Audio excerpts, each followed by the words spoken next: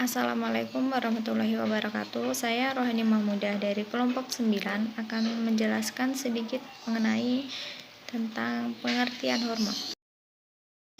Hormon berasal dari kata hormein yang artinya memacu atau menggiatkan atau merangsang yang dibutuhkan oleh tubuh dalam jumlah yang tidak terlalu banyak. Tetapi jika kekurangan atau kelebihan maka akan mengakibatkan hal yang tidak baik seperti penyakit yang akan mengganggu pertumbuhan dan perkembangan serta proses metabolisme tubuh. Hormon merupakan senyawa kimia yang berupa protein yang mempunyai fungsi untuk memacu dan meningkatkan proses metabolisme tubuh. Dengan adanya hormon di dalam tubuh, maka organ akan berfungsi menjadi lebih baik. Hormon pada umumnya diproduksi kelenjar endokrin saat dibutuhkan dan dalam jumlah yang sedikit tetapi mempunyai dampak respon yang luas. Pada makhluk hidup, khususnya manusia, hormon dihasilkan oleh kelenjar yang tersebar di dalam tubuh. Cara kerja hormon di dalam tubuh tidak dapat diketahui secara cepat perubahannya, akan tetapi memerlukan waktu yang lama. Tidak seperti sistem saraf, yang cara kerjanya dengan cepat dapat dilihat perubahannya. Hal ini karena hormon dihasilkan akan langsung diedarkan oleh darah melalui pembuluh darah, sehingga memerlukan waktu yang panjang. Kelenjar endokrin disebut pula kelenjar buntu karena tidak memiliki saluran tersendiri. Sekresi kelenjar endokrin disebut sebagai sekresi internal. Hormon yang dihasilkan dikembalikan ke dalam darah dan beredar mengikuti aliran darah. Hormon tersebut akan mempengaruhi organ target. Dengan demikian dapat dikatakan bahwa sistem endokrin dapat berkomunikasi dengan jaringan atau organ-organ target yang letaknya jauh dari kelenjar. Selain dihasilkan dari kelenjar endokrin, ada juga hormon yang dihasilkan dari sel-sel saraf tertentu yang disebut sel neurosekretari. Hormon yang dihasilkan sistem saraf tersebut disebut neurohormon.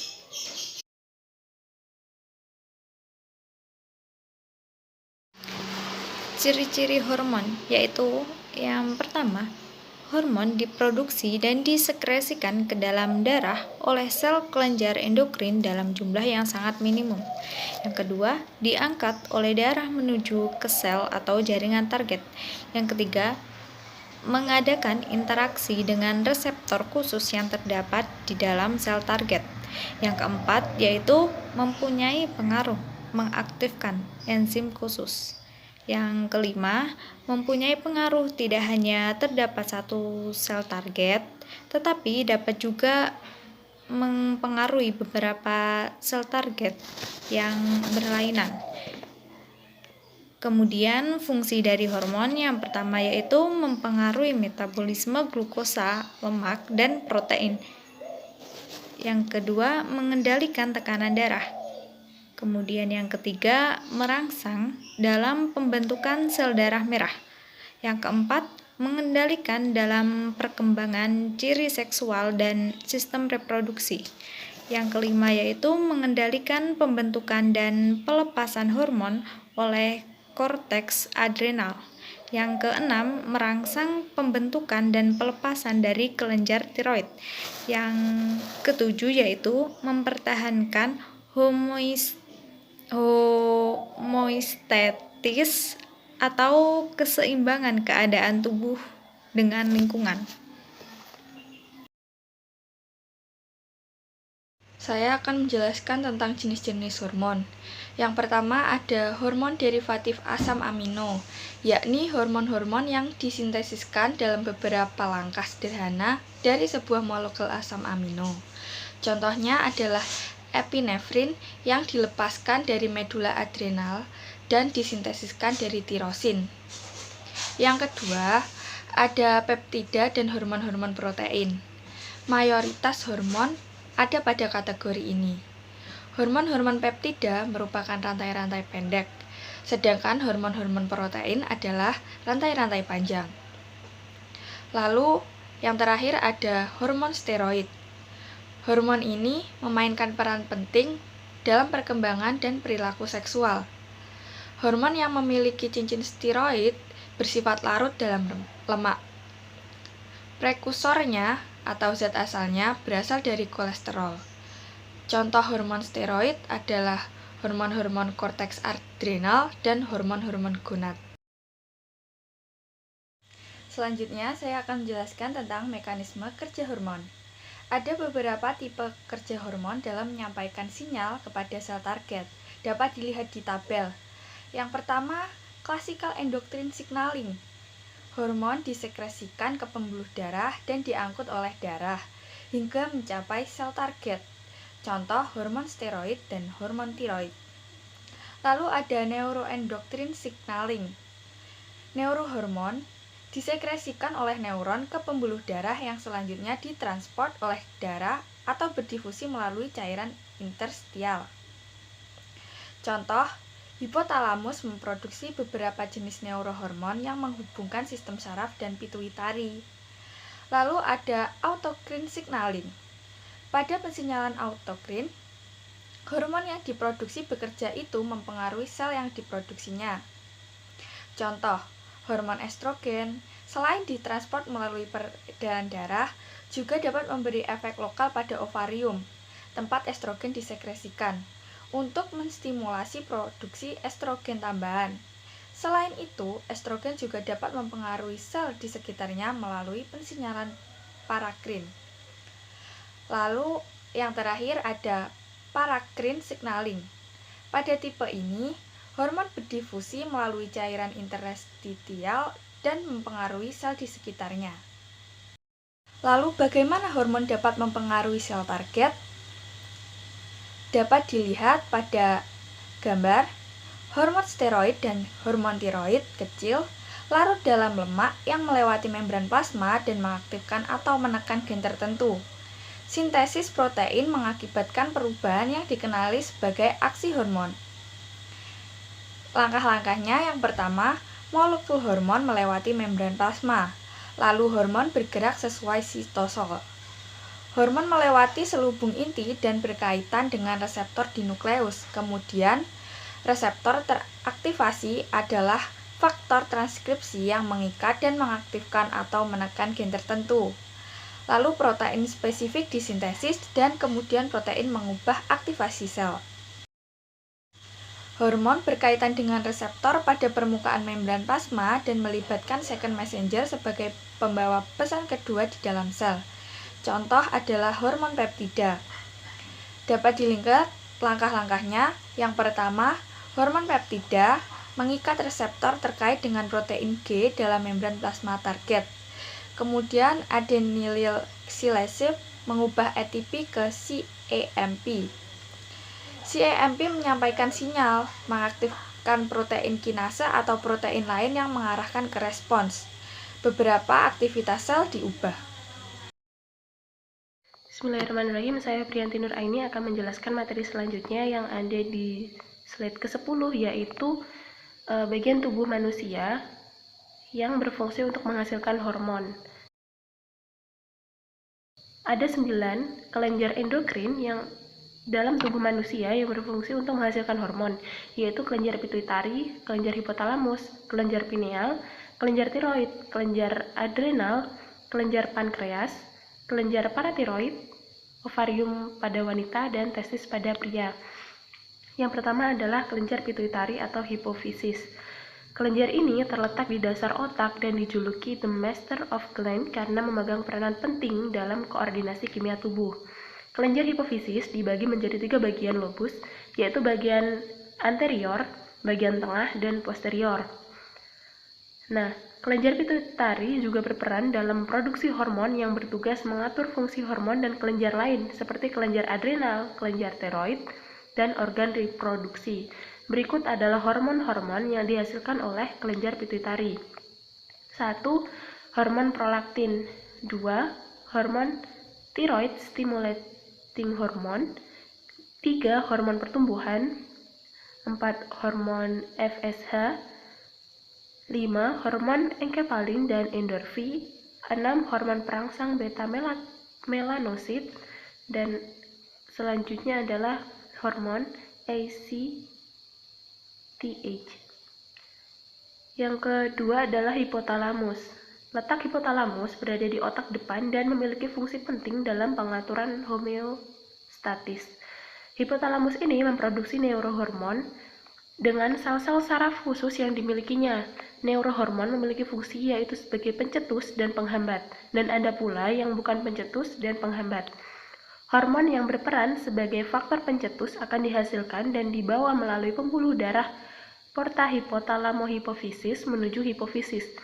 Jika hormon itu tiba, maka hipofisis akan mengeluarkan hormon yang sesuai. Berikut adalah beberapa hormon yang dihasilkan oleh hipotalamus. Yang pertama adalah hormon pencetus kortikotropin. Yang kedua, hormon pencetus hormon pertumbuhan atau growth hormone releasing factor. Yang ketiga, hormon pencetus tirotropik atau tirotropik releasing factor. Selanjutnya, hormon pencetus hormon FSH atau follicle stimulating hormone releasing factor.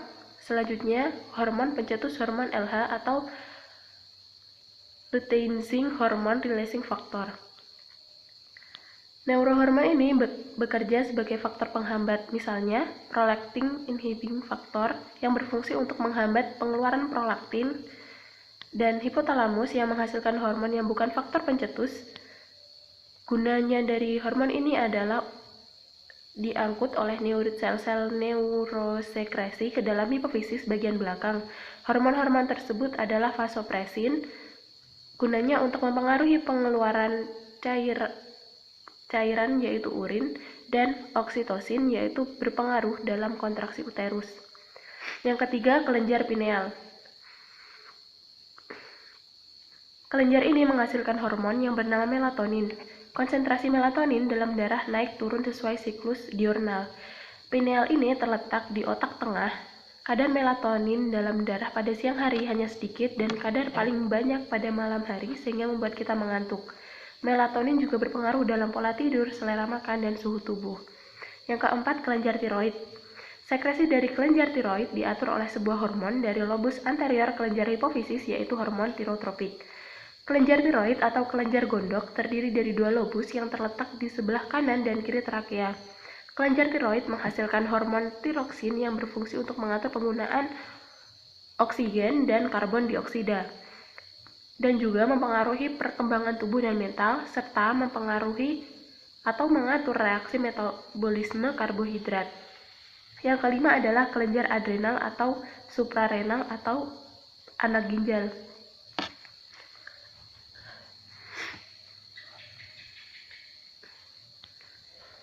Kelenjar ini berada di atas kutub setiap ginjal. Kelenjar adrenal terdiri dari bagian luar berwarna kekuningan yang disebut korteks dan bagian dalam disebut medula yang menghasilkan hormon berbeda. Hormon yang dihasilkan oleh korteks yang pertama adalah hormon mineral kortikoid atau aldosteron. 2. Hormon glukokortikoid atau kortisol dan kortikosteron. Hormon yang dihasilkan oleh medula diantaranya hormon adrenalin atau epinefrin, hormon non-adrenalin atau norepinefrin. Hormon adrenalin bekerja secara berlawanan dengan hormon insulin, namun tetap memiliki fungsi yang sama, yaitu menjaga kadar gula darah. 6. Pankreas. Dalam pankreas terdapat kelompok sel yang disebut pulau Langerhans. Pulau ini menghasilkan berbagai hormon, yaitu hormon insulin, glukagon, dan somatostatin. 7. Kelenjar paratiroid. Di setiap sisi kelenjar tiroid yang terdapat sepasang kelenjar kecil yang disebut dengan kelenjar paratiroid atau kelenjar anak gondok. Kelenjar ini memiliki fungsi menghasilkan hormon paratiroid untuk mengatur darah dan tulang, serta memiliki cara kerja sinergis dengan vitamin D. Kekurangan hormon paratiroid dapat menyebabkan tetani yang memiliki gejala kejang pada tangan dan kaki, susah tidur, gelisah, dan kesemutan. Kelebihan hormon ini akan dapat mengakibatkan penderita mudah mengalami patah tulang serta dapat mengakibatkan banyak kapur dan fosforus dalam urin yang dapat memperbesar kemungkinan menimbulkan batu ginjal dan parahnya dapat mengakibatkan kegagalan ginjal. 8. Ovarium. Ovarium terletak di kanan dan kiri uterus yang memiliki bentuk seperti buah kenari. Selain memiliki fungsi sebagai penghasil ovum atau sel telur, ovarium juga menghasilkan hormon yaitu hormon estrogen dan progesteron. 1. Hormon estrogen. Hormon estrogen ini dihasilkan oleh follicle graft, pembentukannya dirangsang oleh FSH. Hormon estrogen memiliki fungsi untuk merangsang pertumbuhan kelamin sekunder pada wanita dan gairah seksualnya. Yang kedua, hormon progesteron. Hormon progesteron ini dihasilkan oleh korpus luteum yang pembentukannya dirangsang oleh LH. Fungsinya untuk memelihara kehamilan dan memproduksi ASI. 7. Testis. Testis ini berfungsi untuk menghasilkan spermatozoa dan hormon testosteron. Sama seperti hormon progesteron, sekresi hormon ini dirangsang oleh LH.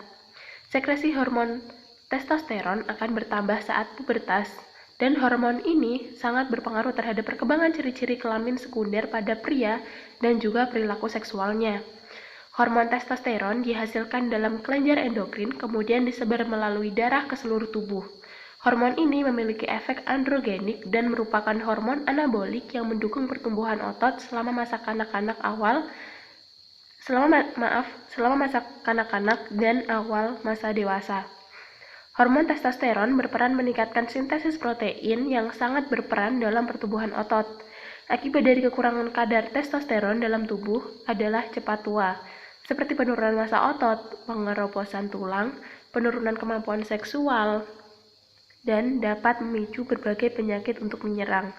Namun, kadar testosteron dapat berkurang dengan sendirinya akibat pertambahan usia.